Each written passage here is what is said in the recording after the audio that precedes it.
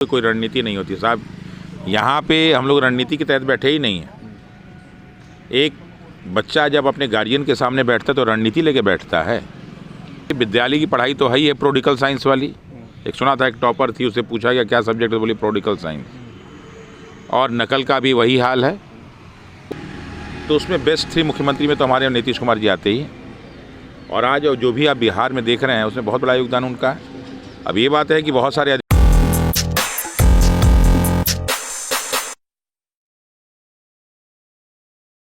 आप हैं निष्कर्ष भारत के साथ और मैं हूं मनोज चतुर्वेदी। आज एक पटना के बड़े प्रिंट मीडिया घराने ने बीपीएससी के माध्यम से एक खबर छापी है कि करीब 2.5 लाख बच्चे ऐसे हैं जिनको जो क्वेश्चन आया था बीपीएससी अभ्यर्थियों के लिए 17वीं में वो हल नहीं कर सके हैं। अब आप समझ सकते हैं कि बीपीएससी मीडिया के माध्यम से अपने को सही साबित करना चाहती है। और ऐसे तमाम सवालों के जवाब हम लेंगे। हमारे साथ रमांशु सर हैं। रमांशु सर, बहुत बड़े घराने ने प्रिंट मीडिया ने खबर छापी है कि बच्चे मामूली सवालों का जवाब नहीं दिए। ये वही घराना तो नहीं जिसने 501 जो है सीटों को बढ़ाने की बात कही थी? अब कौन है, मैं घराने का नाम नहीं क्योंकि जब घराना आता है ना तो घराने का कोई ठिकाना नहीं होता। और घराना आता है तो फिर उसके जो है क्वालिटी पे हम लोग विश्वास कमी करते। लेकिन फिर भी घराने के माध्यम से अगर बात आ रही है कि 2.5 लाख बच्चे बहुत सारे प्रश्न नहीं कर पाए, तो ये किस पे प्रश्न चिन्ह है? बिहार सरकार की शिक्षा व्यवस्था पे, बिहार सरकार के टीचरों पे, बिहार सरकार के कोर्स पे। तो साहब ऐसे में बीपीएससी ने जो काम किया है बहुत अच्छा काम किया है कि अपने के साथ साथ जो है बिहार सरकार के शिक्षा व्यवस्था की पोल खोली है कि पिछले 30-40 सालों में यहाँ पे हो क्या रहा है। और ये ग्रेजुएट बच्चे हैं ये। तो यानी यहाँ पे विद्यालय की पढ़ाई तो है ही है, प्रोडिकल साइंस वाली। एक सुना था, एक टॉपर थी, उससे पूछा गया क्या सब्जेक्ट है, बोली प्रोडिकल साइंस। और नकल का भी वही हाल है। उसके बावजूद अभी ग्रेजुएशन में और पोस्ट ग्रेजुएशन में क्या पढ़ाई हो रही है उसका भी ये परिचायक है, क्योंकि इसमें मैक्सिमम बच्चे वही होते हैं जो ग्रेजुएशन वाले होते हैं। अब लोग कहते हैं 2.5 लाख बच्चे, तो 4,83,000 बच्चों ने फॉर्म भरा था, जिसमें लगभग 3,28,000 बच्चों ने जो है अपीयर हुए। स्वाभाविक है कि बाहर से अगर आए होंगे तो 1 लाख लड़के आए होंगे, बाकी तो 2,28,000 यहीं के होंगे ना।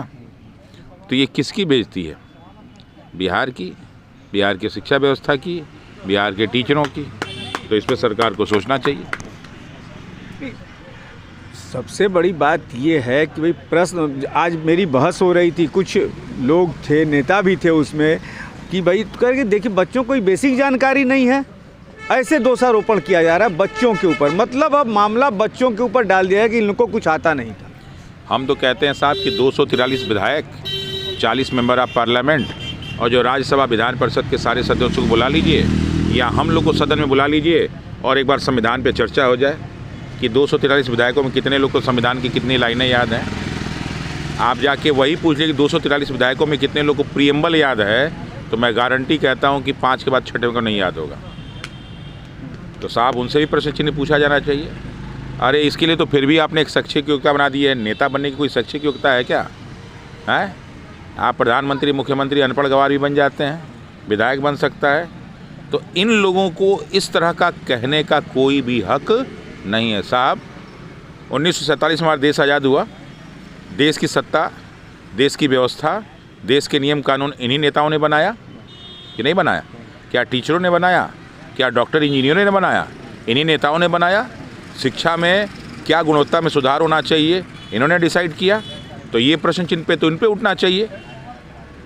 ये प्रश्न चिन्ह इन पे उठना चाहिए कि इन्होंने क्या जो है पिछले 1947 से लेकर 2024 तक हम लोग आ गए। लगभग जो है एक माननीय प्रधानमंत्री जी, सबसे ज्ञानवान प्रधानमंत्री अब तक माने जा रहे हैं, वो कौन अमृत काल चला रहे हैं। अरे अमृत काल में कम से कम बैठा के सारे मेंबर ऑफ पार्लियामेंट को एक बार प्रीएम्बल ही याद करवा देते। सारे लोग को यही कहते हैं कि विधायिका में विधानसभा के लोग प्रीएम्बल ही याद कर लें। कई लोग को नहीं प्रीएम्बल मालूम हुआ तो बता दें, शुद्ध हिंदी में उसको प्रस्तावना या उद्देशिका कहते हैं। तो ये जाके आप कर लीजिए, ठीक है। रमांशु सर, अब आगे की रणनीति क्या अपनाने वाले हैं? साहब हम लोग सत्याग्रही हैं। हम लोग की रणनीति यही है, मैं यहीं बैठा रहता हूँ। आप जब आएंगे तो यही मिले। आज बच्चों को आपने कुछ संदेश दिया है अपने? आपने कभी मुझे संदेश देते सुना है? क्या संदेश क्या कहना चाहेंगे? अब कौन सी रणनीति अपनाएंगे? कुछ नहीं, हम सत्याग्रहियों की कोई रणनीति नहीं होती साहब। यहाँ पे हम लोग रणनीति के तहत बैठे ही नहीं हैं। एक बच्चा जब अपने गार्जियन के सामने बैठता है तो रणनीति लेके बैठता है। आपका बेटा आपसे कुछ मांगने आएगा तो रणनीति लेके आएगा कि पापा ये कहेंगे तो मैं ये कहूँगा, पापा वो कहेंगे तो मैं वो कहूँगा। और आप अपने बच्चे के सामने रणनीति तय करेंगे कि वो ये मांगेगा तो मैं ये कहूँगा। अरे बाप बेटों में और घर के बच्चों में रणनीतियाँ चलती हैं। एक तरफ रमांशु सर बीपीएससी के अध्यक्ष से लेके तमाम जो बोर्ड के मेंबर हैं उनको कहते हैं कि लोग गलत किए हैं, जेल भेजवा के मानूंगा, और एक तरफ नीतीश कुमार को कहते हैं कि अच्छे मुख्यमंत्री हैं एकदम। देखिए, जहाँ तक नीतीश कुमार जी की बात है उनका मैं समर्थन करता हूँ, करता रहूँगा। और बार बार इसलिए कहता हूँ कि जब भी बच्चे उनके पास गए उन्होंने सुना है। लेकिन ये वो नीतीश कुमार नहीं है जो वर्तमान में है। ये वो अस्वस्थ, मानसिक रूप से अस्वस्थ नीतीश कुमार जी हैं जिनसे लोगों को मिलने नहीं दिया जाता है। ये वो नीतीश कुमार जी हैं जिनकी जो है सुरक्षा व्यवस्था में लगे लोग उनके पास जाने नहीं देते हैं। ये वो नीतीश कुमार जी हैं जो पिछले कई महीनों से आधे घंटे इंटरव्यू भी नहीं दिए होंगे। तो उन पे कोई अगर प्रश्न चिन्ह उठाएगा तो मैं उसके खिलाफ लड़ भी सकता हूँ। लेकिन हिमांशु सर, आप तब इस बात को मानते हैं कि यदि नीतीश कुमार के पास सही से इस बात की जानकारी बाकायदे पहुंचाई जाती, कोई पहुंचाता, तो निश्चित तौर पर नतीजा कुछ और होता? बिल्कुल। देखिए, अभी वर्तमान में जितने भी लोग हैं, नो डाउट नीतीश कुमार जी जो है वो लेजिस्लेटिव कमेटी से आते हैं, विधान परिषद सदस्य के रूप में आते हैं। उसके बावजूद भी जब तक वो उन्होंने काम किया, आप उनके कार्य प्रणाली पे कभी भी उंगली नहीं उठा सकते। बिहार के अगर हम जितने भी मुख्यमंत्रियों की बात करें तो उसमें बेस्ट 3 मुख्यमंत्री में तो हमारे नीतीश कुमार जी आते ही। और आज जो भी आप बिहार में देख रहे हैं उसमें बहुत बड़ा योगदान उनका है।